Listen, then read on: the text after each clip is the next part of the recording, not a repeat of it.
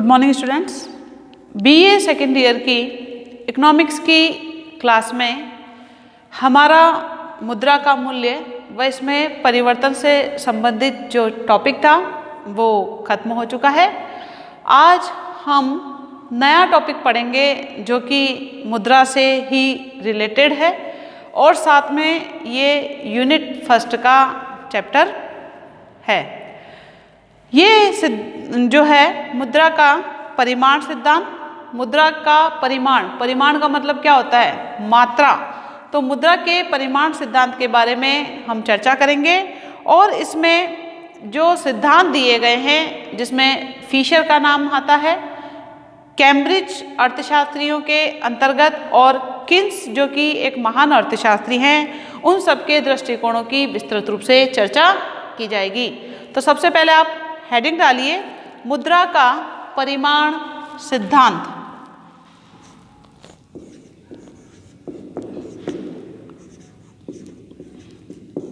मुद्रा का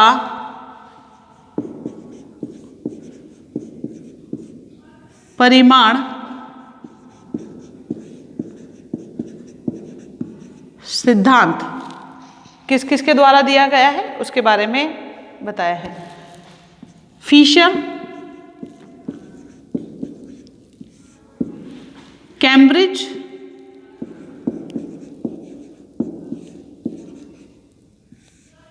Fisher, Cambridge व किन्सियन यानी किन्स जो महान अर्थशास्त्री हैं उनके दृष्टिकोण की चर्चा की गई है। किन्सीय दृष्टिकोण काफ़ी महत्वपूर्ण चैप्टर है ये आपका, इसके बारे में चर्चा करेंगे और कई बार क्वेश्चंस भी पूछे जाते हैं। अर्थशास्त्रियों में मुद्रा के परिमाण सिद्धांत को लेकर काफ़ी विवाद रहा है। अलग अलग अर्थशास्त्री अलग अलग बात करते हैं और अलग अलग बात करते हैं तो उनमें विवाद की जो संभावना है वो भी नज़र आती है। तो यहाँ पर अलग अलग अर्थशास्त्रियों में अलग अलग विवाद रहे हैं। इन सिद्धांत के जो समर्थक हैं उन्होंने ये बताया है कि जो वस्तु की जो कीमत है उस कीमत पर मुख्य रूप से जो प्रभाव पड़ता है वो मुख्य रूप से प्रभाव किसका पड़ता है? मुद्रा की पूर्ति का। यानी कि मुद्रा की पूर्ति जिसको हम क्या बोलते हैं? सप्लाई। ये किसके द्वारा की जाती है? मुद्रा की पूर्ति रिजर्व बैंक के द्वारा की जाती है। इस पर सीधा सीधा प्रभाव मुद्रा की पूर्ति का किस पर पड़ता है? कीमत स्तर पर, यानी वस्तु की कीमतों पर या वस्तु के मूल्य पर प्रभाव पड़ता है, कुछ अर्थशास्त्री कहते हैं। उनके अनुसार मुद्रा की पूर्ति के परिवर्तन मूल्य स्तर को प्रभावित करते हैं। किन्स ने आय व्यय दृष्टिकोण अथवा बचत निवेश दृष्टिकोण प्रस्तुत किया। किन्स जो कि महान अर्थशास्त्री हैं उन्होंने आय व्यय दृष्टिकोण, आय व्यय दृष्टिकोण बोल सकते हो, सिद्धांत बोल सकते हो, कोण, अथवा इसको आप बचत निवेश दृष्टिकोण भी बोला जाता है। तो बचत निवेश दृष्टिकोण प्रस्तुत किया था प्रोफेसर किन्स ने। कई बार क्वेश्चन पूछ लिया जाता है मुद्रा के परिमाण सिद्धांत में प्रोफेसर किन्स ने कौन सा सिद्धांत प्रस्तुत किया है, तो आपको लिखना है आय व्यय दृष्टिकोण या बचत निवेश दृष्टिकोण, जिसमें आय के परिवर्तन का महत्व स्वीकार किया है कि आय में अगर परिवर्तन होता है तो इसका वस्तु की मांग पर, उत्पादन पर, रोजगार पर क्या प्रभाव पड़ता है और जब इन सब पर प्रभाव पड़ता है तो विकास पर भी क्या प्रभाव होता है। इस प्रकार आय के परिवर्तनों का महत्व स्वीकार किया है। इस अध्याय में हम, जो कि आज ये अपना टॉपिक स्टार्ट हुआ है, इस अध्याय में हम जो है मुद्रा के परिमाण सिद्धांत के विभिन्न जो रूप हैं उन सभी का विवेचन किया जाएगा, जिसके अंतर्गत प्रोफेसर फिशर के द्वारा दिया गया, कैम्ब्रिज अर्थशास्त्रियों के द्वारा दिया गया और किन्स, जो कि प्रोफेसर किन्स हैं, जो कि महान अर्थशास्त्री हैं, उनके द्वारा दिए गए मुद्रा के परिमाण सिद्धांतों की हम विस्तृत रूप से चर्चा इस चैप्टर के अंतर्गत या इस टॉपिक के अंतर्गत करेंगे। तो सबसे पहले आप हेडिंग डालिए मुद्रा का परिमाण सिद्धांत।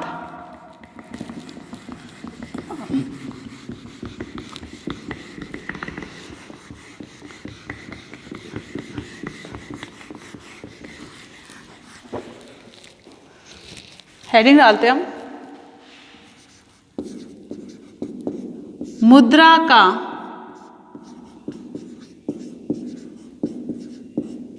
परिमाण सिद्धांत। मुद्रा का परिमाण सिद्धांत।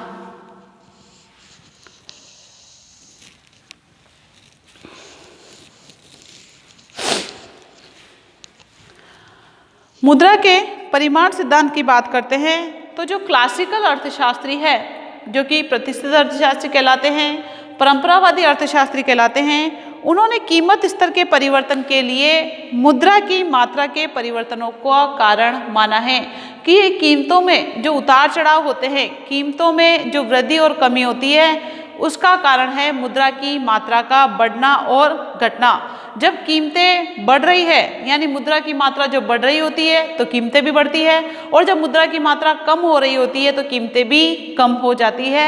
ये कहना था क्लासिकल अर्थशास्त्रियों का।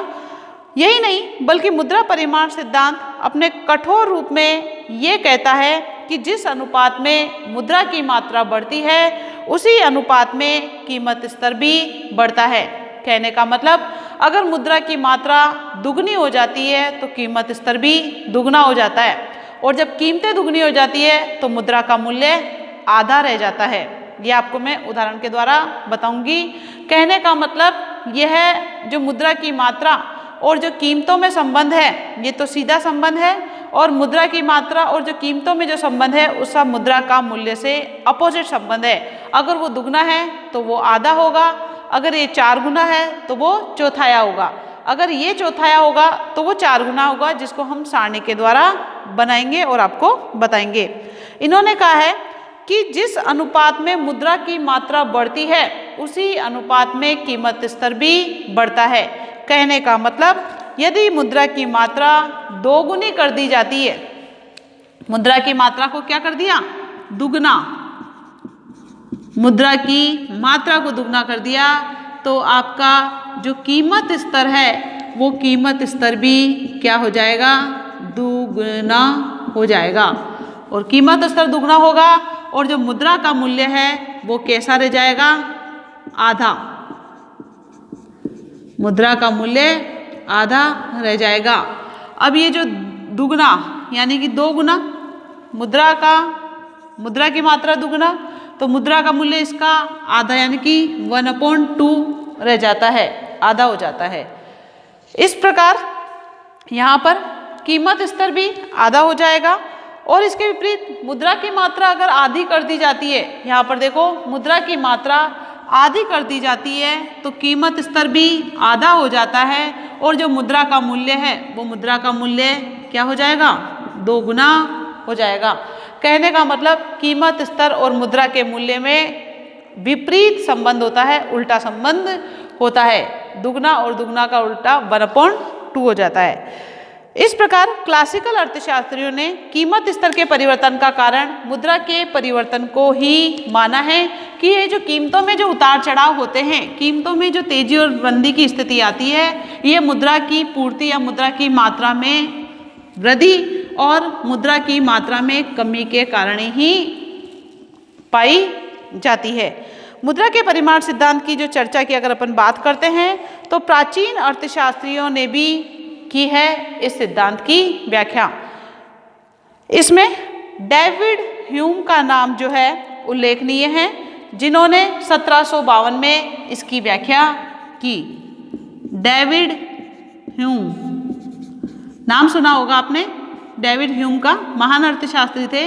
इन्होंने 1752 में, जो कि प्राचीन अर्थशास्त्रियों में इसका नाम आता है, इन्होंने इस सिद्धांत की व्याख्या की है। बाद में रिकॉर्डो है, जॉन स्टुअर्ट मिल है और अन्य क्लासिकल अर्थशास्त्रियों ने मुद्रा के परिमाण सिद्धांत का समर्थन किया था। डेविड ह्यूम के बाद Ricardo, John Stuart Mill, short में आप मिल भी कर सकते हो, और भी अन्य प्राचीन अर्थशास्त्री हैं। इन्होंने इस सिद्धांत की व्याख्या की, लेकिन इसे महत्वपूर्ण रूप में या इसे व्यवस्थित रूप में अगर अपन बात करते हैं तो, लेकिन 1911 में प्रोफेसर जो इरविंग फिशर है, उन्होंने अपनी पुस्तक the purchasing power of money में सौदों या लेन देन के दृष्टिकोण का विस्तृत विश्लेषण किया, जो कि काफ़ी लोकप्रिय माना जाता है। तो मुद्रा के परिमाण सिद्धांत में सबसे पहले प्राचीन अर्थशास्त्रियों में डेविड ह्यूम ने इसकी व्याख्या की है। बाद में रिकॉर्डो, जॉन स्टुअर्ट मिल और अन्य प्राचीन अर्थशास्त्रियों ने इसका समर्थन किया है। लेकिन 1911 में प्रोफेसर इरविंग फिशर, पूरा नाम है इनका, फिशर जो हमने यहाँ पे लिखा है, इनका पूरा नाम प्रोफेसर इरविंग फिशर है। इन्होंने जो इनकी प्रसिद्ध पुस्तक है the purchasing power of money, the purchasing power of money, जो कि 1911 में इस सिद्धांत में सौदों या लेन देन के दृष्टिकोण का विस्तृत विवेचन किया था, जो कि काफ़ी लोकप्रिय माना जाता है। इस प्रकार अगर हम सौदों या लेन देन के दृष्टिकोण की बात करते हैं तो जो मुख्यतः नाम आएगा वो मुख्यतः नाम किसका आएगा? प्रोफेसर इरविंग फिशर का।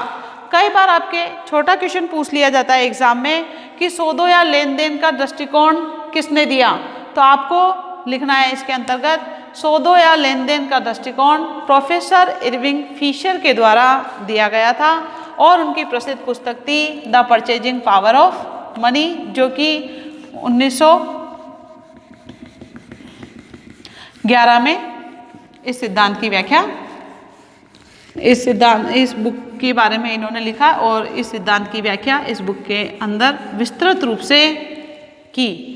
अब हम जो है इसी को कंटिन्यू करते हुए इस सिद्धांत की स्पष्ट करने के लिए हम एक तालिका बनाएंगे और उसके अंदर हम ये लिखेंगे अलग अलग प्रकार की स्थितियां बताई जाएगी जहां पर मुद्रा का मूल्य या मुद्रा की मात्रा अगर इतनी हो जाती है तो कीमत स्तर कितना हो जाता है और कीमत स्तर इतना हो जाएगा तो मुद्रा का मूल्य क्या रह जाता है, इसके बारे में। तो स्थितियां अलग अलग प्रकार की होगी। इसके लिए आप जो है एक तालिका बना लो, जैसे मैं बना रही हूँ।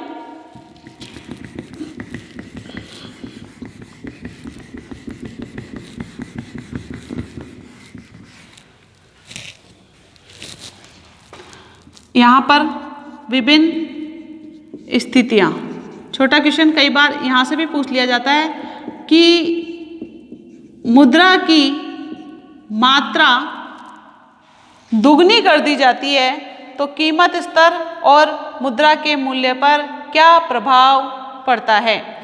मुद्रा की मात्रा यदि दुगनी कर दी जाती है तो मुद्रा के कीमत स्तर और मुद्रा के मूल्य पर क्या प्रभाव पड़ता है, या मुद्रा की मात्रा अगर आधी कर दी जाती है तो उसका कीमत स्तर और मुद्रा के मूल्य पर क्या प्रभाव पड़ता है। इस बारे में भी कई बार छोटे क्वेश्चन आ जाते हैं, तो आपको ये पता होना चाहिए।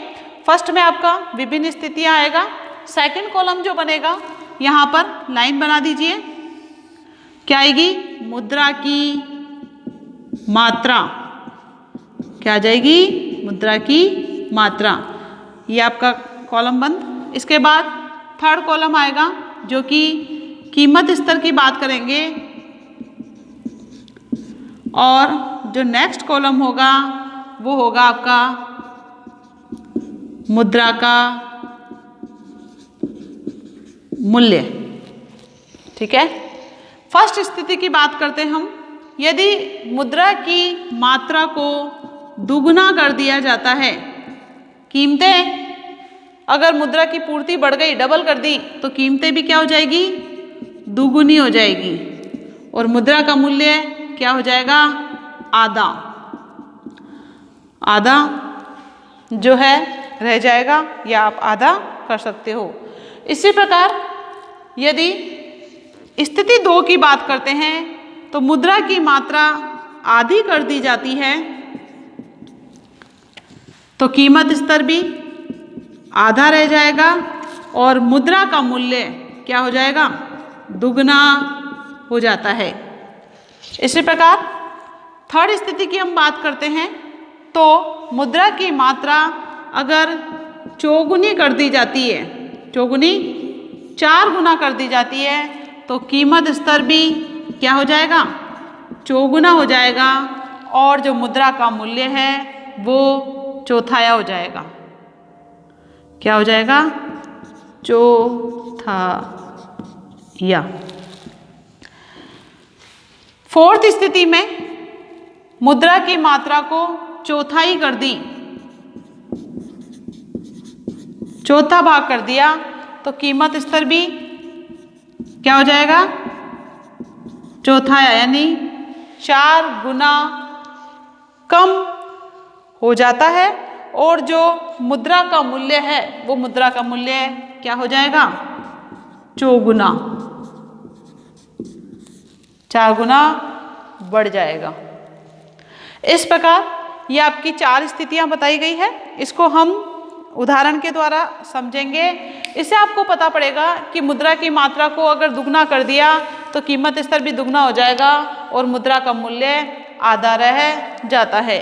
इस सारणी को आप बना लीजिए या स्क्रीनशॉट ले लीजिए। इसके बाद हम चर्चा करते हैं आगे।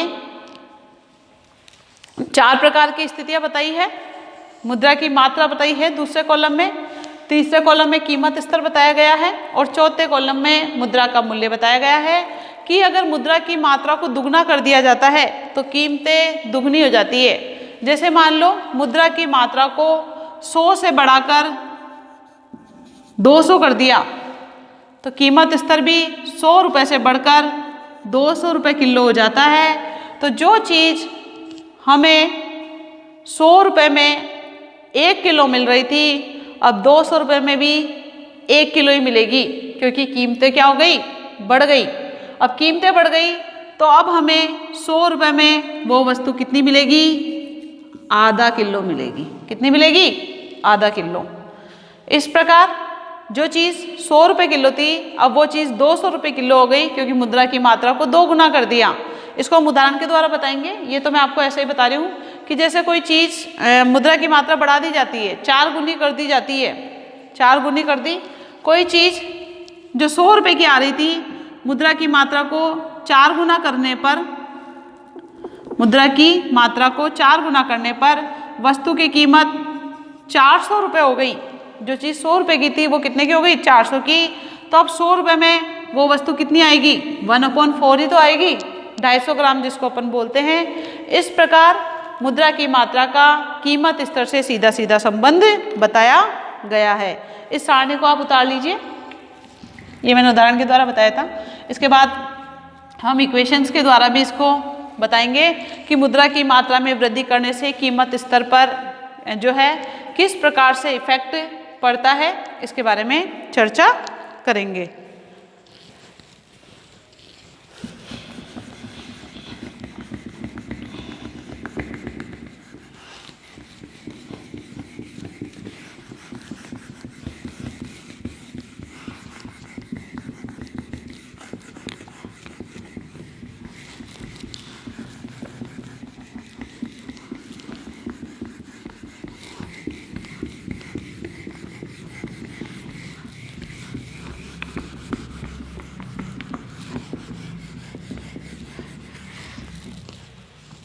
आगे देखिए, मुद्रा के परिमाण सिद्धांत के 2 रूप होते हैं। जो अपन मुद्रा का परिमाण सिद्धांत पढ़ेंगे उसके 2 रूप होंगे। एक तो होगा सौदों का दृष्टिकोण और एक होगा आपका नगद बकाया दृष्टिकोण। एक कौन सा होगा? सौदों का या जिसको आप लेन देन का दृष्टिकोण भी बोल सकते हो, लेन देन का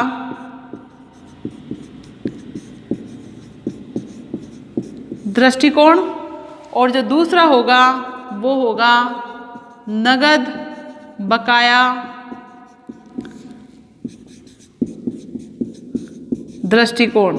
नगद बकाया दृष्टिकोण मुद्रा के परिमाण सिद्धांतों में ये दोनों ही सिद्धांत काफ़ी महत्वपूर्ण हैं। सौदों का जो दृष्टिकोण है ये मुख्यतः इरविंग फिशर के नाम से जुड़ा हुआ है।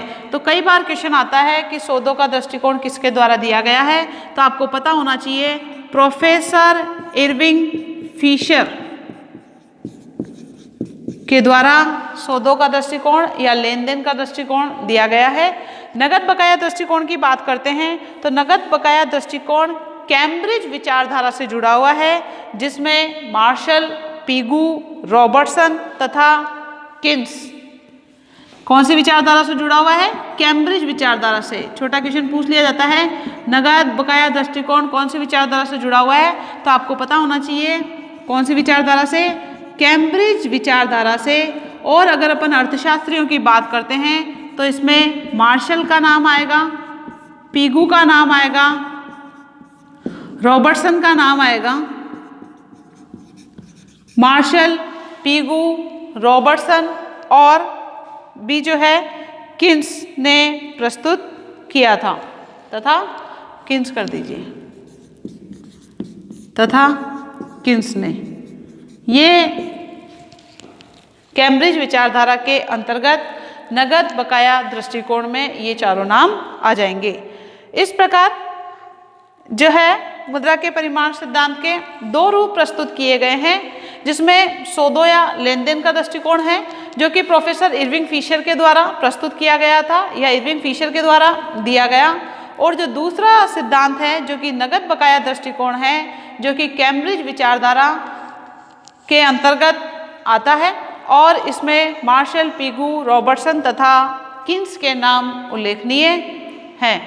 अब हम मुद्रा के परिमाण सिद्धांत में जो फर्स्ट सिद्धांत है उस सिद्धांत की चर्चा करते हैं, जो कि आपका सौदों का दृष्टिकोण आएगा।